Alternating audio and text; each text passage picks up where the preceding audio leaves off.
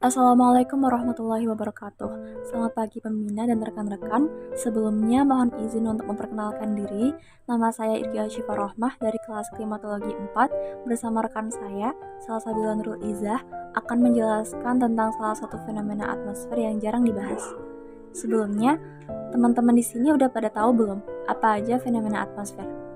Kalau fenomena atmosfer yang sering terjadi dan biasanya kita ketahui kan ada pelangi, halo, sundogs, dan lain-lain. Nah, tapi teman-teman tahu nggak sih, ada fenomena atmosfer yang super langka, yaitu namanya aktangen atau busur tangan.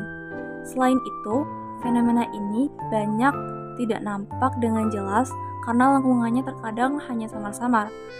Sehingga pada faktanya, fenomena aktangen yang jelas atau clear itu sangat jarang terjadi.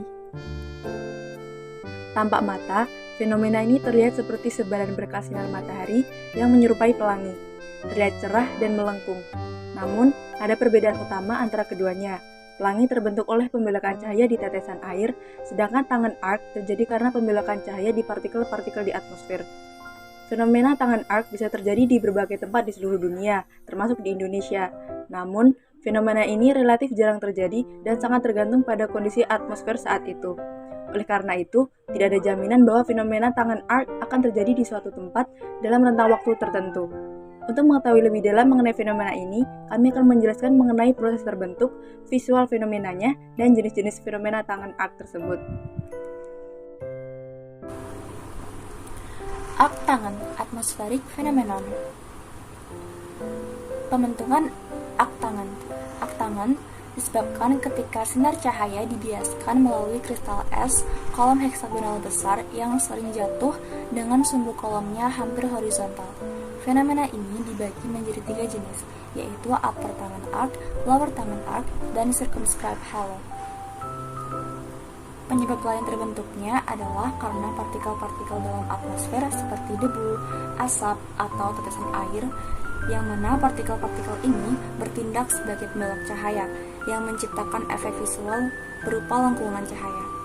Fenomena tangen arc ini terjadi ketika matahari atau bulan terbit, baik yang terbenam maupun yang terbit, sinarnya melewati lapisan udara yang mengandung partikel-partikel yang memantulkan cahaya tadi.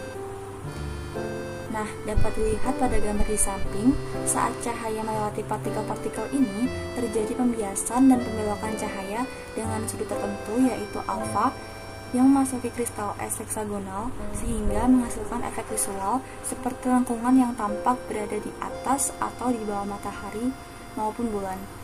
Lengkungan cahaya ini biasanya membarengi dengan fenomena halo, bahkan biasanya dapat menyerupai halo.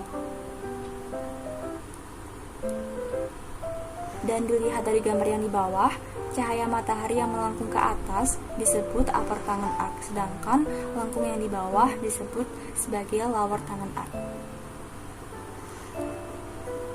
Selanjutnya yaitu bentuk aktangen. Terdapat banyak macam bentuk-bentuk aktangen sesuai dengan penyebab terbentuknya, yaitu akibat dari kondisi atmosfer di sekitarnya. Busur tangan biasa terlihat di sisi luar halo 22 derajat atau halo 46 derajat. Busur-busur ini menyentuh lingkaran halo pada titik tertinggi atau terendahnya, masing-masing busur singgung atas dan busur singgung bawah. Busur memiliki bentuk yang bervariasi dengan elevasi sudut sumber cahaya dari matahari atau bulan. Mereka seringkali pendek dan bahkan mungkin muncul hanya sebagai titik terang. Saat sumber cahaya tepat di atas cakrawala, busur garis singgung atas muncul sebagai bentuk V sempit. Saat matahari atau bulan terbit di langit, bentuk V dari busur garis singgung atas terbuka menjadi bentuk yang menyerupai sayap burung besar yang terentang. Untuk halo 22 derajat, busur garis singgung bawah biasanya berada di bawah cakrawala saat matahari atau bulan berada di dalam jarak 22 derajat dari cakrawala, sehingga hanya dapat dilihat dari lokasi yang tinggi seperti dari gunung atau dalam debu intan atau dari pesawat terbang di awan sirus yang lebih dalam. Jika terlihat, bentuk V terbalik dari busur singgung bawah menyempit dan kemudian melebar saat elevasi sumber cahaya meningkat. Oke, dapat dilihat pada gambar di atas, ini merupakan tampilan dari halo 20 derajat yang mana pada bagian atasnya tepat bersinggungan dengan upper tangen arc yang langsung membentuk lengkungan menghadap ke atas. Sedangkan untuk lower tangan arc itu bersinggungan pada bagian bawahnya. Hanya saja di gambar ini terpotong sehingga tidak menampilkan langsung. Kemudian bagian di luar 22 derajat ada halo 46 derajat. Nah, di bagian sini, bagian atasnya bersinggungan langsung dengan circumgenital arc. Nah, di bagian bawah ini kami akan menjelaskan tentang bentuk-bentuk dari variasi arc tangan oleh elevasi sudut sumber cahaya, baik matahari maupun bulan. Selanjutnya, dapat dilihat pada gambar di bawah, pada gambar A, B, dan C, merupakan gambar dari variasi bentuk dari arc tangan. Pada gambar A ini merupakan variasi arc tangan ketika cahaya yang datang dari cahaya bulan dan juga matahari itu pada sudut derajat 0 derajat. Kemudian pada gambar B merupakan sudut datangnya 10 derajat. Kemudian pada gambar C yaitu 20 derajat. Dapat dilihat dari gambar C bahwa semakin besar sudutnya dari 0 sampai dengan 20, dapat terlihat bahwa pada upper tangan arc, kedua sayap upper tangan arc semakin melebar dan juga saling menjauhi. Untuk pada lower tangan arc, kedua sayap semakin menyempit dan juga semakin mengecil. Selanjutnya yaitu jenis arc tangan. Jenis-jenis dari tangan arc tadi seperti sudah dijelaskan pada slide sebelumnya terdapat 3 jenis, yaitu yang pertama upper arc tangan, yang kedua lower arc tangan, yang ketiga yaitu circumscribed halo. Pada sudut elevasi matahari 29 derajat atau lebih, arc tangan baik atas maupun bawah bergabung membentuk halo. Pada ketinggian 70%, halo circumscribed berdekatan dengan halo 22 derajat sehingga sering tidak bisa dibedakan. Dapat dilihat pada gambar di samping, yaitu pada fase dimulai dari D hingga dengan H merupakan fase mulai terbentuknya circumscribed halo. Pada gambar D dapat dilihat dengan sudut datang yaitu 30 derajat, kedua upper tangan mulai terlihat terbuka dan juga akan menuju satu sama lain, dimulai pada gambar E dengan sudut datang yaitu 40 derajat, kemudian gambar F dengan sudut derajat yaitu 50 derajat, kemudian gambar G sudut datang 60 derajat, dan juga gambar H ketika mereka sudah bergabung menjadi satu, menjadi halo, yaitu pada sudut 70 derajat. Berikut merupakan contoh dari fenomena arc tangan yang berada di seluruh belahan dunia. Bisa kita lihat di sini ada upper tangan arc, kemudian ini ada upper tangan arc yang memiliki variasi warna, kemudian di sini juga ada upper tangan arc dan ada lower tangan arc, dan di sini pun juga ada circumstance halo. Untuk lower tangan arc yang jarang terlihat, ada satu foto yang terlihat jelas.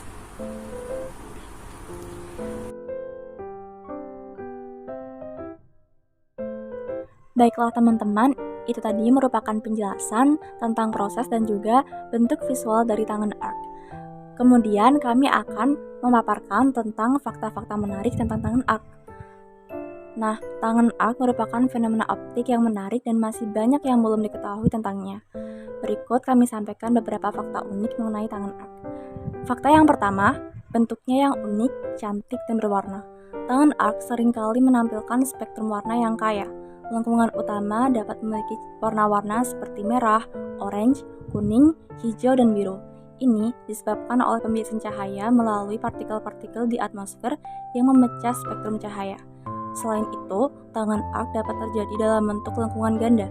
Terkadang, selain lengkungan utama di atas atau di bawah matahari atau bulan, ada lengkungan kedua yang tampak lebih lemah dan lebih jauh dari pusat lengkungan utama.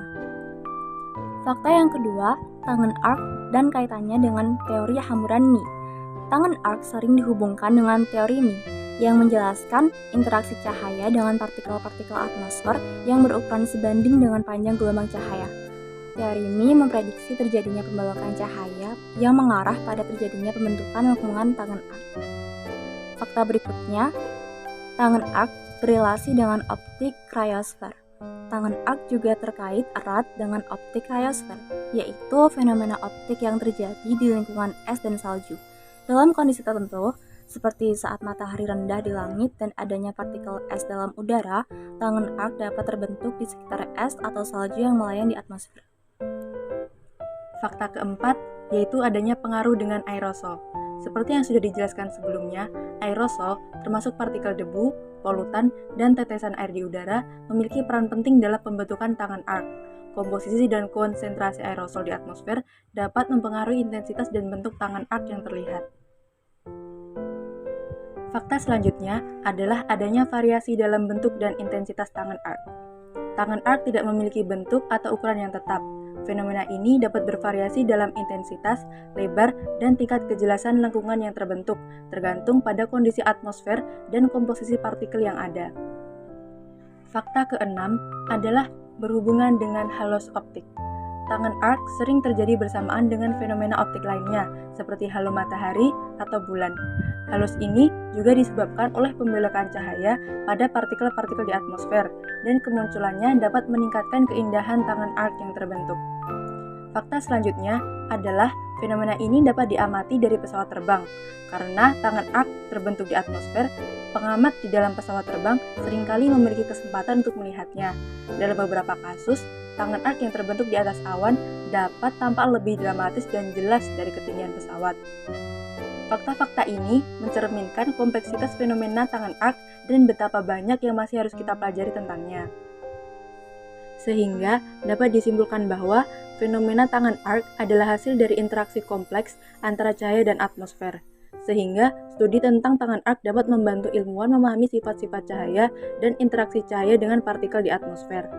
Oleh karena itu, pengamatan dan pemahaman tentang fenomena ini terus berkembang seiring dengan penelitian dan pengamatan ke depannya.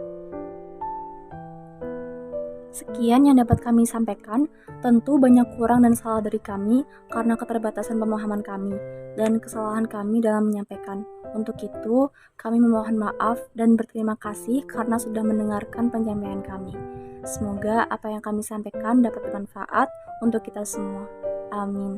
Wassalamualaikum warahmatullahi wabarakatuh.